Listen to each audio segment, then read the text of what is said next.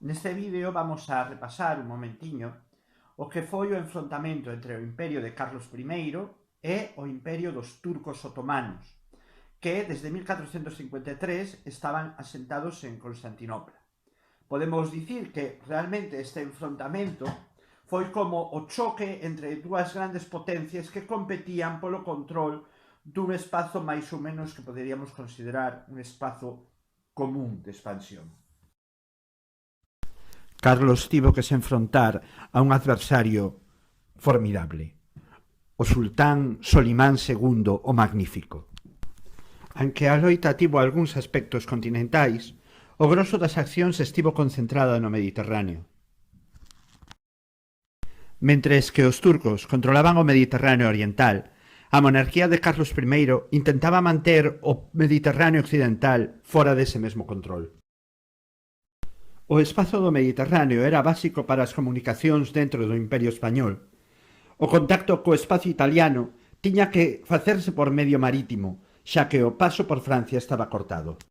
A diferenza do que acontecía coas guerras de Italia, e con moita máis diferenza do que acontecerá coas guerras que se desenvolvan no territorio alemán,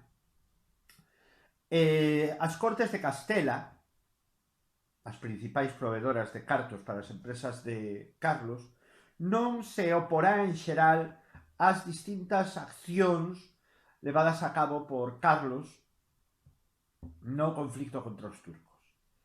Por qué? Porque, digamos que os turcos e os piratas norteafricanos eran unha preocupación real. Unha preocupación real que incidía sobre a península. Hoxe en día podemos pensar que eran cuestións que quedaban lonxe, pero non é verdade. Os turcos e os piratas norteafricanos podían asaltar, e de feito facían, todo o que era a costa mediterránea da Península Ibérica. É dicir, a costa andaluza, a costa murciana, pero tamén as costas do Reino de Aragón, as Baleares, e xa non digamos tamén o que era xa o territorio italiano. Existía ademais dentro da península unha ampla minoría de mouriscos, cristiáns novos convertidos do Islam, e, en ocasións, musulmáns ocultos ou criptomusulmáns. Esta minoría, que conservaba os seus propios costumes, traxes e lingua, resistíase a ser asimilada e era contemplada, polo tanto, como un niño de colaboracionistas co turco por afinidades religiosas.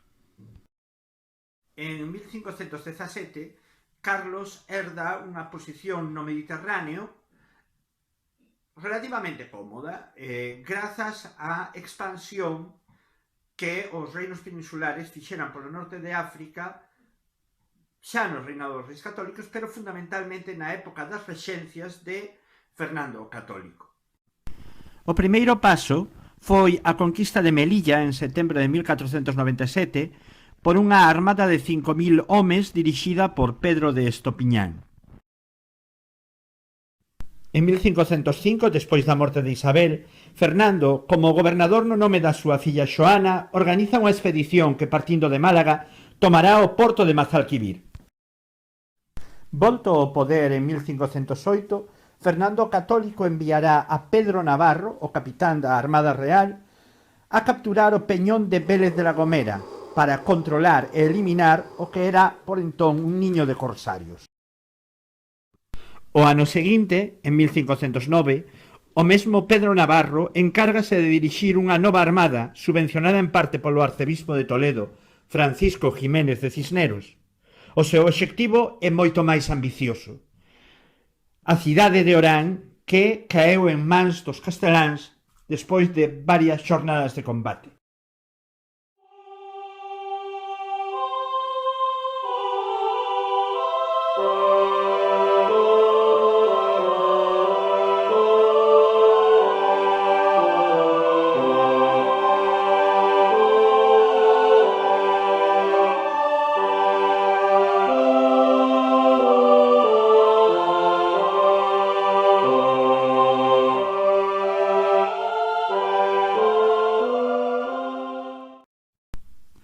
O éxito en Orán animou a repetir a campaña en 1510, novamente baixo o mando de Pedro Navarro.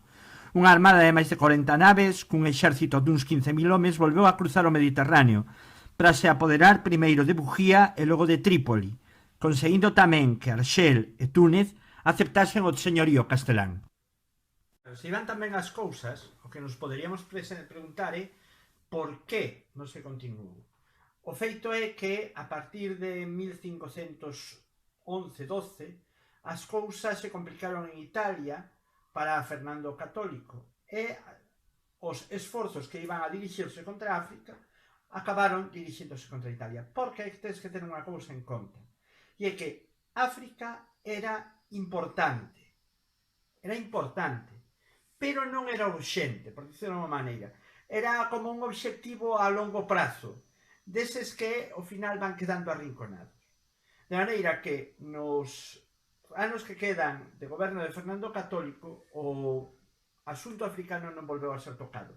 E cando Carlos chega a España, tampouco vai a remover gran cousa, aínda que as circunstancias estaban comezando a cambiar. En 1516, o corsario Jairadín Barbarossa expulsou os españois de Arxel, autoproclamándose gobernante da cidade. Para fortalecer a súa posición, convertiuse en vasalo do sultán turco. A presenza de Jairadín Barbarossa en Arxel, en principio podería parecer unha especie de incordio, pero pronto se demostrou que era moito máis que eso, porque desde Arxel todo o que era a costa peninsular, as Baleares, estaban perfectamente ao seu alcance, ao alcance das súas naves, das súas incursións, e se convertiu nunha especie de pesadelo continuo para todas as poboacións do Mediterráneo, e mesmo para as operacións a gran escala do emperador. Solimán decide en 1522 tomar a illa de Rodas, sede dos cabaleiros da Orde de San Xoán de Xerusalén. Coa súa conquista, a cristiandade perde un dos seus derradeiros reductos no Mediterráneo oriental. A derrota de Luís de Hungría na batalla de Mohacs en 1527 abriu a Solimán o Magnífico as portas de Europa Central. Fernando, o irmán menor de Carlos, foi recoñecido como novo rei de Hungría, pero apenas tivo tempo de reorganizar as defensas. En 1529, os turcos estaban ás portas de Viena, a capital dos Austria, aínda que, finalmente, puideron ser rexeitados. Ata máis ou menos 1530, Carlos non podía responder á presión que estaba sufrindo o seu imperio, tanto en Centro Europa como no norte de África. Non podía responder porque estaba ocupado nas guerras que mantiña con Francia. Pero cando se asina a paz en 1530 decide contestar a esta presión militar que están exercendo os turcos en dúas frontes. En primeiro lugar, en 1532 vai organizar unha expedición que intente rebaixar a tensión que está sufrindo Austria e Viena por parte de Solimán o Magnífico. Efectivamente, en 1532 organiza esta expedición, viaxa a Alemania e consigue que os turcos recúen lixeiramente, de maneira que a situación queda un pouco máis distendida. Pero ten outro problema, que é no norte de África. No norte de África, a plaza de Túnez, que era unha das conquistadas por Fernando o Católico, está agora en mans de Barbarroxa. Así que en 1535 vai a organizar unha gran expedición que ten como obxectivo recuperar a plaza e expulsar o corsario dela. A xornada de Túnez, organizada para expulsar a Barbarroxa e os turcos e devolver o trono a un xeque aliado de España, foi un éxito completo, real, pero tamén propagandístico.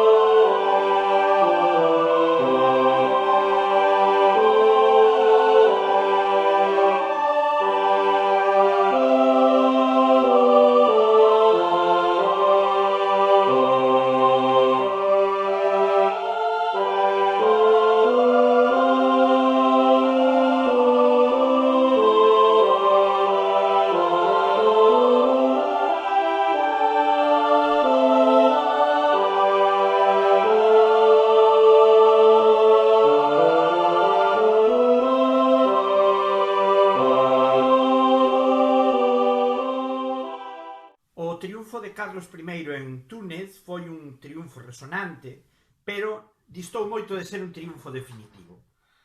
E a proba temos en que nese mesmo ano, Barbarroxa, expulsado de Túnez, volveu a súa base en Arxel e dende ali dedicouse novamente a saquear a illa de Menorca, sen que houbese ninguna forza imperial que pudese evitalo. Unha das razóns principais desta incapacidade estaba no feito de que, mentres que os turcos e os seus aliados do norte de África dispunhan dunha forza naval importante e ademais que se rexeneraba, por decirlo de unha maneira, é dicir, cando faltaba un barco, pois estaban dispostos a poñer en marcha outro, mentres que Carlos non dispoñía dunha gran armada propia. Cando necesitaba organizar unha expedición, tiña que medio pedir os barcos os seus aliados que si tiñan flota. Pero claro, isto, por unha parte, ralentizaba a empresa e por outra a encarecía, porque había que compensar de alguna maneira a participación deses aliados. A principal suministradora de embarcacións para as campañas imperiais será a República de Xénova, quen aportará non soamente os barcos, senón tamén o seu comandante, o almirante Andrea Doria. Complícase, sobre todo a partir de 1536, cando Francisco I de Francia e Solimán II, o sultán otomano, asinen unha alianza contra Carlos. A partir deste momento, cada vez que estope un conflito, mentres que os franceses golpean por terra, os turcos farano polo mar, asediando, saqueando, queimando, collendo prisioneiros, tanto nas costas italianas como nas costas de España e das illas españolas. En 1541, para atallar esta situación, Carlos decide golpear Arxel coa intención de acabar con Barbarroxa. Pero a expedición de Arxel vai sair dunha maneira moi distinta do que foi a expedición a Túnez. Vai ser un desastre da que haberá que se retirar sen obter ningún tipo de resultado positivo. Esta campaña de Arxel, Carlos vaise a manter fundamentalmente a defensiva. E aínda así, isto non vai evitar que os turcos se fagan co control das plazas de Trípoli e de Buxía. O feito é que os asuntos alemáns estaban a se complicar cada vez máis e requerían cada vez máis a atención do emperador e que, polo tanto, os asuntos do Mediterráneo empezaban a ser unha cousa de segundo plano. Podemos dicir que neste momento a dispersión territorial dos estados que herdara Carlos, que nun principio parecía unha vantaxe, o que estaban agora era pasarlle factura, porque estaba claro que organizar unha defensa común de todos esos territorios resultaba moi complicado, senón imposible.